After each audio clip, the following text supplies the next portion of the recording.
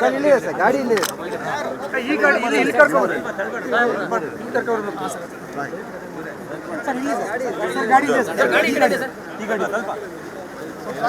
ಬನ್ನಿ ಪೈ ಕಡೆ ಬರಿ ಕಡೆ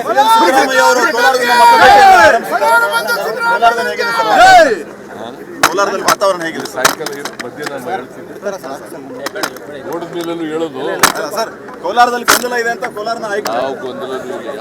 ಸರ್ ಕೋಲಾರ ಆಯ್ಕೆ ಮಾಡ್ಕೊಳ್ಳೋದಕ್ಕೆ ಏನು ಗೊಂದಲ ಇದೆ ಅಂತೀರಿ? ಮುನಿಯಪ್ಪ ಅವರು ಟಿಕೆಟ್ ವಿಚಾರದ ಬಗ್ಗೆ ಗೊಂದಲ ಆಯಿತು ಅಂತಾರೆ. ಟಿಕೆಟ್ ಕೇಳ್ತಾರೆ, ಕೇಳಬೇಡಿ ಅಂತ ಹೇಳಕ್ಕೆ ಕೇಳಿದ್ರು, ಬೇರೆಯವರು ಕೇಳಿದ್ರು, ಅಂತಿಮವಾಗಿ ಒಪ್ಕೊಂಡಿದ್ದಾರೆ. ಸರ್ ಏನು ಗೊಂದಲ ಇಲ್ವಾ ಸರ್ ಈಗ ಹಾಗಿದ್ರೆ? ಯಾವ ಗೊಂದಲನೂ ಇಲ್ಲ.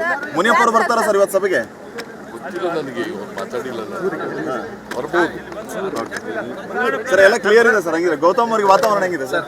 ಚೆನ್ನಾಗಿದೆ, ಗೆಲ್ತೀವಿ. ಸರ್, ರಾಜೀನಾಮೆ ಕೊಡೋದಕ್ಕೆ ಶಾಸಕರೆಲ್ಲ ಮುಂದಾಗಿದ್ರಲ್ಲ, ಅವ್ರನ್ನೆಲ್ಲ ಒಟ್ಟಿಗೆ ತಗೊಂಡು ಹೋಗ್ತೀರಾ ಏನ್ ಸರ್? ಈಗ ಟಿಕೆಟ್ ಅನೌನ್ಸ್ ಮಾಡಿದ ಮೇಲೆ ಇದಾರಪ್ಪ, there is no difference of opinion among the workers, among the leaders. Sir, Pulwama attack ಬಗ್ಗೆ ಶ್ರೀನಿವಾಸ್ ಮಾತಾಡಿದ್ದು ರಾಜಕೀಯವಾಗಿ ಭಾರಿ ಸೌಂಡ್ ಆಗಿದೆ. ಏನು ಗುಬ್ಬಿ ಶ್ರೀನಿವಾಸ್ ರಾಜಕೀಯ ಬಿಜೆಪಿ ಅವರ ವಿಚಾರ